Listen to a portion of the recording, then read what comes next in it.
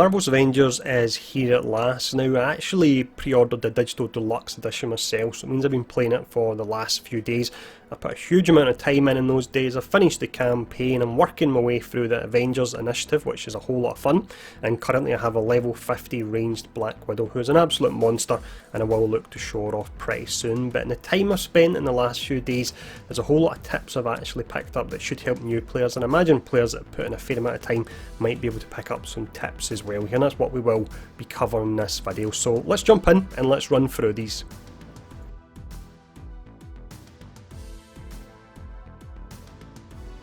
So the first tip we start off here with is one of the first choices you actually get when you boot up the game. You'll have the choice of starting the campaign, and you'll have the choice of starting the Avengers initiative. Now the Avengers initiative takes place after the main story, so when you first load it up there will be some spoilers there, but what it actually means is that all the characters are unlocked straight away, all 6 characters. So you have the option, if you have patience, you want to play the story, you can go in and you'll gradually unlock the characters. Campaign takes about 10 to 15 hours I would say, but if you want to just jump in day 1, minute 1 and start wailing away on enemies with Cap, then what you want to do is select the Avengers initiative. But once again, just be aware that there will be some spoilers if you do this.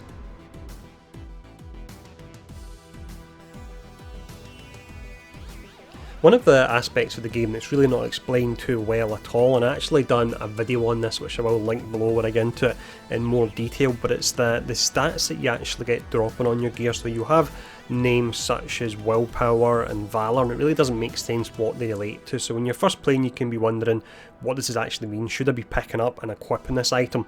Now when you are viewing your character via the main menu, then what you can do, if you click the right thumbstick, it will actually bring up your hero stats. Now this breaks them all down, so you can see, for example, if you're running a character like Hulk, then you would want to put might on him, that will boost your melee damage. If you're running a ranged Black Widow, such as I am here, then you would run precision, for example, and it's got all the other stats broken down as well.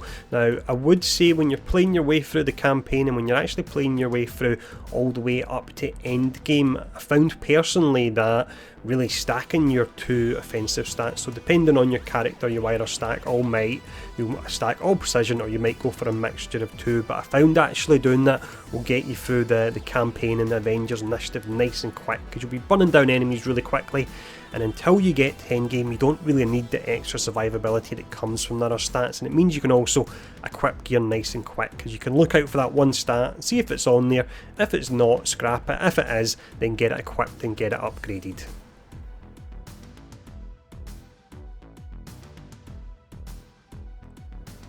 When it comes to leveling up in Marvel's Avengers, you have your character level and then you have your gear power as well. Now your character level tops out at level 50.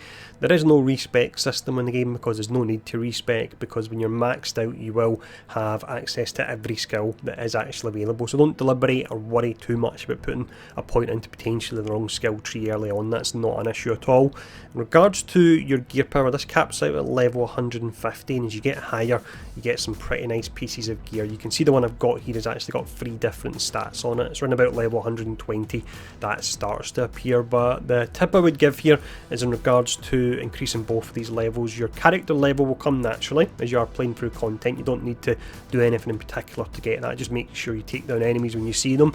Your gear power level, what you want to do, talking about the tip we had a minute ago, in that when you find a piece of gear that's got your primary damage stat on it, be that precision or might, then you actually want to upgrade that piece of gear. So what that does is that increases the power level of that piece of gear, and in turn when you next go into a level, the power level of the enemies are higher, which means they'll drop higher power level gear. So do that as much as you can, because it's really at end game that you start to get interested in pieces of gear and the game really does come alive.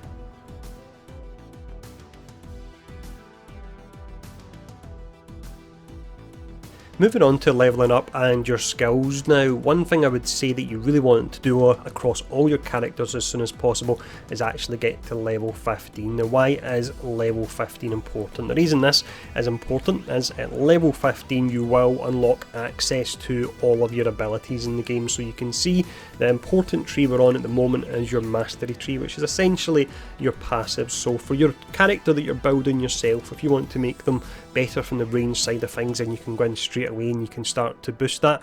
But also what you can do to an extent is you can influence what the AI, the other characters, will be doing if you're actually just playing it solo. So when you get the other characters, let's say for example, to level 15, and you want him to be a character that focuses on really buffing your main character, then you can go in and you can set his mastery so that it's geared towards that. So that's something to do, really important. Get all your characters up to level 15. Once you've done that, then go back and concentrate on your main character again.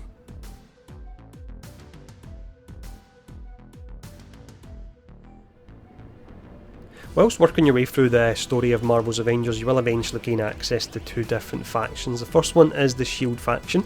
They are available on the Helicarrier hub, and then you have the Inhumans.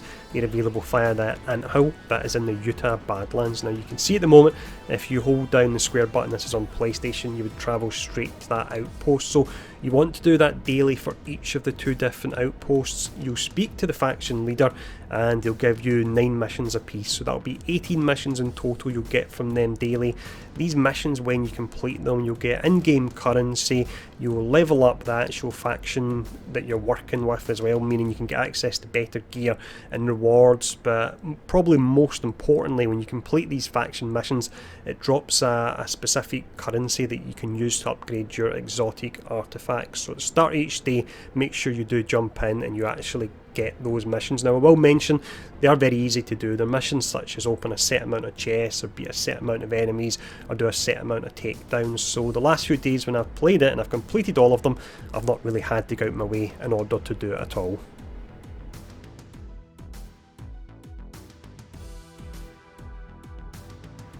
As you're playing through the game, you'll come across various different outposts, like the one we can see here. You've got 4 different blinking lights, which means there's 4 switches nearby you either need to shoot or stand on. Now sometimes it can be a bit of a pain to find these unless you follow this tip. If you actually press up on the D-pad, that brings up your tactical awareness, which will show where your allies are, but it actually shows an outline of the switches as well. You can see it here that it is highlighted, so if you do this, it will definitely save you a lot of time.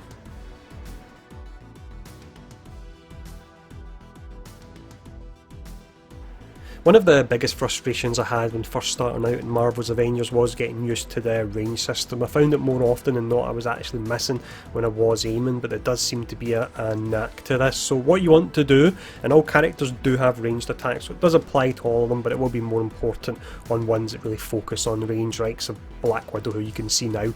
But when you're actually aiming, what you want to do is point the camera in the general direction, hold down the left trigger, press the right trigger to shoot, and then actually release it if you need a further shot, and then press left trigger again, and what you'll do is you'll continue to track the enemy. You can see I'm doing it here, and you can actually get some really pretty nice shots and combos going as a result of it. In some instances I've been able to juggle enemies as well.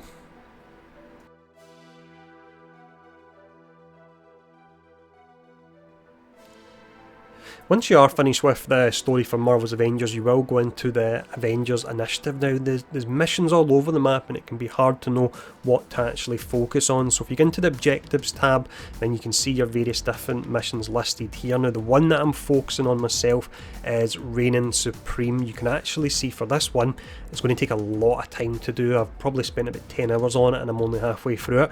But you can see for this one it does give you an exotic artifact, the Darkhold. This was featured in the Doctor Strange movie, and I think it was actually featured in the Agents of S.H.I.E.L.D. TV show as well. So that's something to do once you finish the game.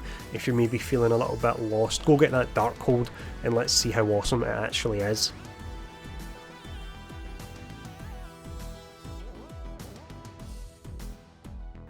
We have a pretty short tip here, but one that I feel is worthy of mention. It's the fact that you can shoot missiles. So A, it looks absolutely awesome and you look like a badass when you do it, and B, from a defensive perspective, it can be really helpful as well.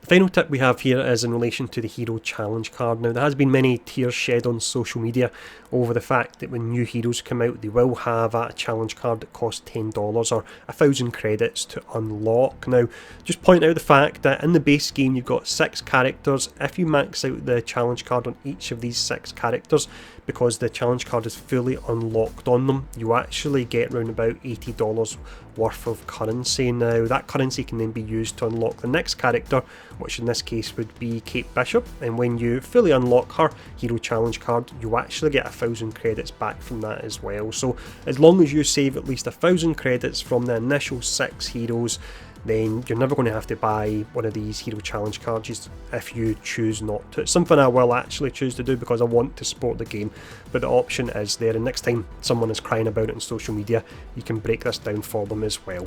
But there we go, I hope these tips have been helpful. Let me know in the comments below if you've got any tips of your own, and I'll look to add them to a pinned post. And thanks for tuning in, stay safe, and I'll see you all again soon.